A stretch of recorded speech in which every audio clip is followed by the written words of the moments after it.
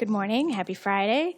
Senate Bill 5423 was heard February 5th. This bill establishes the Right to Repair Act. Under this bill, beginning January 1st, 2026, original manufacturers of digital electronic products must make available to independent repair providers on fair and reasonable terms certain parts, tools, and documentation for the diagnosis, maintenance, and repair of digital electronic products.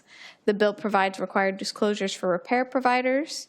Several types of entities and goods are exempt from the requirements in the bill, and enforcement of the act is through the Consumer Protection Act. You have a substitute labeled B offered by Senator Wellman. The substitute specifies that repair providers are Washington businesses, modifies the definition of part from a replacement component that was generally available to specify that parts are limited to those provided by the manufacturer to authorized repair providers. It adds a parts pairing exception for biometric components, specifies that manufacturers are not required to provide source code, and provides that manufacturers are not responsible for independent repair providers. You have an amendment labeled B1 offered by Senator Wellman. The amendment specifies that the requirement to provide parts, tools, and documentation and the restriction on parts pairing do not apply if the manufacturer provides an equivalent or better replacement product at no charge to the customer. You also have an amendment labeled A offered by Senator Wellman. This is the same amendment I just described as B1, except it is written to the underlying bill. Turning to Madam Chair, may I speak Yes, to my please. amendment? Yeah. Senator Wellman. Thank you very much. I'd like to go back to Senate Bill 5423, Digital Electronics Repair. We've had quite a bit of contention and discussion about this bill. 5 states have right to repair laws: New York, Minnesota, California, Oregon, and Colorado. Apple has been a leader in security and complies with 4 of them already. But the Oregon model, we feel, is confusing and not the model for Washington State. We feel Colorado has struck the right balance between repair access and consumer protection in technical aspects, and you already heard that Google, in committee testimony, was that they are part of the Colorado bill, which is what is in my proposed substitute. My amendment mirrors Colorado's approach, ensuring security while maintaining consumer choice. And I'm especially proud of the relationship that Apple has had in regard to the market and security. As we know, they have gone up against the federal government when demands were made for information as far as Apple was concerned.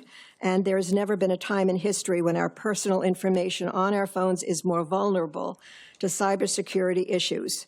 And this is not just your personal banking information on your phone, but reproductive health data on phones, pregnancy trackers, ovulation trackers, and information that can be used against women and has been used against women, in other states. I also looked into the repairability update that came from iFixit, which I think has been pressing for right to repair. And actually, the 16 series is shaping up to be, quote, the most repairable iPhones we've ever seen. Our experience with the repair assistant was seamless. While repairing iPhone hardware sometimes is complex, on the software side, Apple has arguably raised the bar for the entire industry. I think that providing security, as Apple has done, is critical. Their biometrics are an important and should be a secure accessibility feature. For those who are blind, the idea that you can have your facial recognition or your touch recognition get you to your data, into your device, I think is really a critical, but while at the same time protecting that data. So I am asking to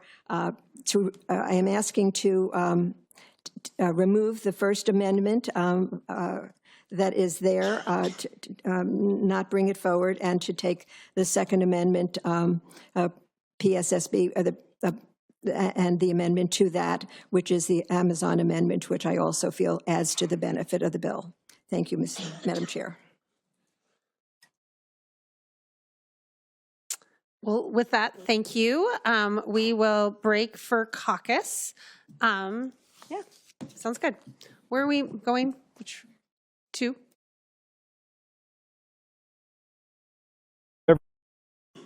Welcome back.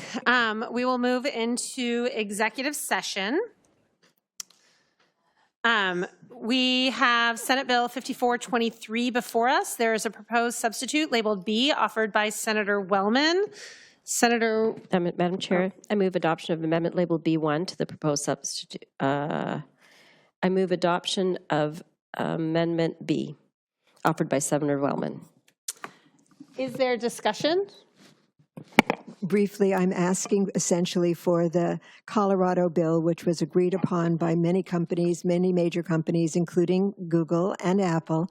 And I think it is a way to move forward that allows the right to repair to do their work while still maintaining brand identity, which I think is really important when we're dealing with large companies.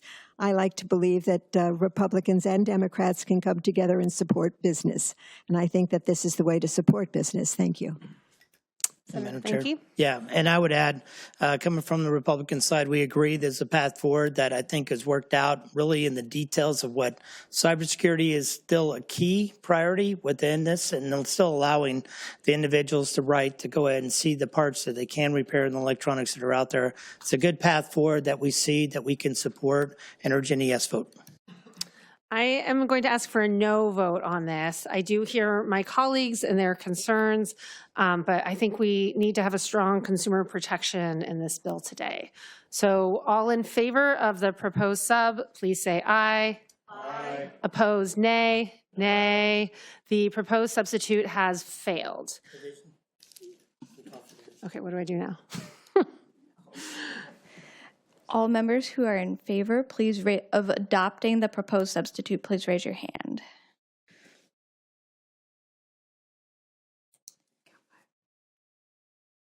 All members who are opposed to adopting the proposed substitute, please raise your hand. Madam Chair, there are 6 opposed, 5 in favor. Thank you. I move that 54, go ahead. I move the proposed substitute receive I move that if the 5423. I move that Senate Bill 5423 receive a due pass recommendation be sent to the Rules Committee. Is there any discussion? Oh, go ahead. Senator MacEwen. Correct. Thank you, Madam Chair. Just extraordinarily frustrated because this issue's been around for a number of years. And I think at the end of the day, all of us agree that we can find a path to get this done. And we had a path with bipartisan support to finally move forward. And once again, though, we're going to revert back to something that's not palatable to both industry and consumers and to both sides of the aisle. And I'm frustrated by that process that we can't, once again, just get to a spot where there's been broad support. This has been hard worked, and we're just going to toss that aside. And I just find that frustrating. So with that, I will be a no. Thank you, Senator MacEwen. I ask for a yes vote on this. I think it's a good bill, some good consumer protection. So all in favor say aye. Aye. Opposed, nay. Nay. The bill has passed subject to signatures.